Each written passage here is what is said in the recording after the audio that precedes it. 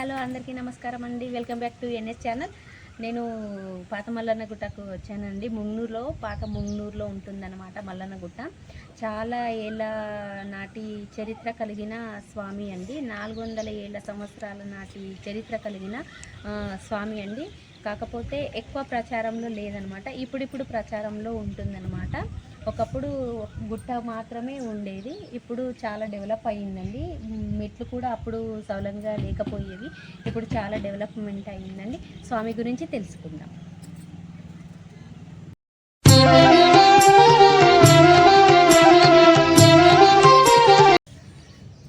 ఇది ఆంజనేయ స్వామి టెంపుల్ అండి. ఇక్కడ ప్రతి ఒక్క దగ్గర ఆంజనేయ స్వామి టెంపుల్ దక్షిణముఖంగా ఉంటుందండి. ఇక్కడ మాత్రం మనకు ఉత్తర దిక్కుకు ఉంటుందన్నమాట.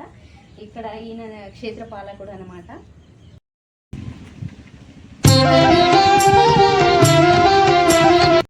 ఇక్కడ రేణుకా ఎల్లమ్మ టెంపుల్ ఉందండి. ఈ అమ్మవారు కూడా మల్లికార్జున స్వామికి చెల్లెలు అనమాట. ఇక్కడ కూడా చాలామంది సంతానం లేని వాళ్ళు అందరూ ఇక్కడ అమ్మవారికి పూజించుకుంటారు. బోనాలు కూడా చేస్తారండి. ఇక్కడ చూద్దాం.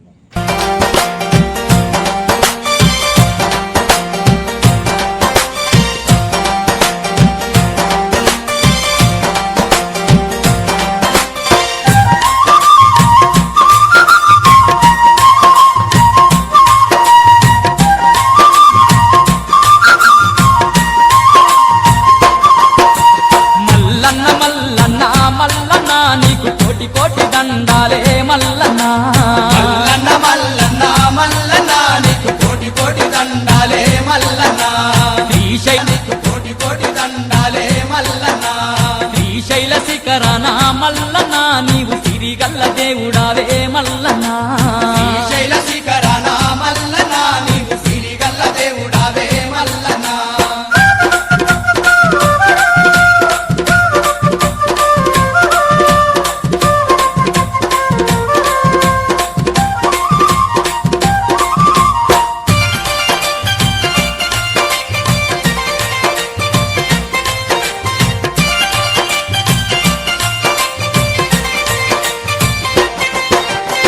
కైలాసవాసుడాని కరుణించే దేవుడాని నిన్నే నమ్ముకొని. లోపల మల్లన్న స్వామి ఉన్నాడండి. మల్లన్న స్వామికి చూద్దాం. శ్రీశైలం వస్తున్నాము, పిల్ల పాపాలతోని శ్రీశైలం వస్తున్నాము. కైలాసవాసుడాని కరుణించే దేవుడాని నిన్నే నమ్ముకొని నీ భజన. మల్లన్న స్వామి అండి. స్వామివారికి పసుపు అంటే చాలా ఇష్టం అండి, బండారండి. అయితే స్వామి మొదట్లో దీని వెనకాల గుహ ఉంటుందండి చిన్నగా. ఆ వెనుక సైడ్ నుండి మీకు చూపిస్తాను. అక్కడ ఫస్ట్ చిన్న గుహలో ఉండే అనమాట. అక్కడ స్వామికి పోయి మొక్కడానికి వీలు కాక అక్కడ నుండి స్వామి నేను పైన ఉంటా అని చెప్తే అప్పట్లో 400 సంవత్సరాల క్రితం జరిగిన విషయం అండి ఇది. అయితే ఇక్కడ స్థానికులు ఫస్ట్ నుండి స్వామివారిని ఎవరైతే పూజిస్తున్నారో వాళ్ళు చెప్పిన విషయం అండి ఇది. అయితే అక్కడ పైకి వచ్చి స్వామి ఇక్కడ పూజలు అందుకుంటున్నాడు అనమాట. స్వామికి పసుపు అంటే చాలా ఇష్టం అండి ఆయనకు. కాకపోతే కోరిన కోరిక చాలా నెరవేరుతుందండి. భక్తితోటి మనం ఏది కోరుకున్నా కూడా మల్లన్న స్వామికి, కొమరెల్లి మల్లన్న దగ్గర విశిష్టత ఎంత ఉందో ఈ స్వామికి కూడా అంత విశిష్టత ఉందండి. మనం ఏదైనా కోరిక మనస్ఫూర్తిగా కోరుకుంటే స్వామివారు తీరుస్తారనమాట. స్వామివారికి మీసాలంటే చాలా ఇష్టం అండి. భక్తులు కూడా చేయిస్తూ ఉంటారనమాట. సంక్రాంతికి చాలా పెద్దగా జాతర జరుగుతుందండి ఇక్కడ అండి. ఇది మొత్తం ఇక్కడ నిలబడితే ఈ మొత్తం హైత్ నగర్, ముగ్నూరు ప్రాంతం మొత్తం కనిపిస్తుంది. ఫస్ట్లో ఇదంతా ఒక ఊరు అనమాట. పంట పొలాలు అవన్నీ ఉండేవండి. ఇక్కడ నుంచి స్వామివారికి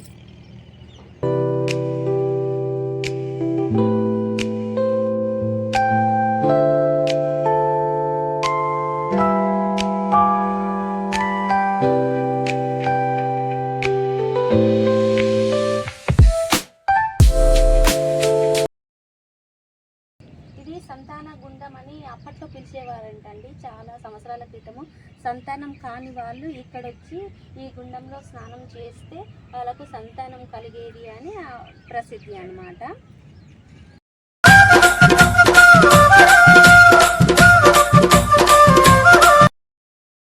గుండం అండి. ఇక్కడ ఎవరికైనా చేతబడి చేసి ఉండి దయ్యాలు పట్టి ఉన్నాయి అని అంటుంటారు కదండి.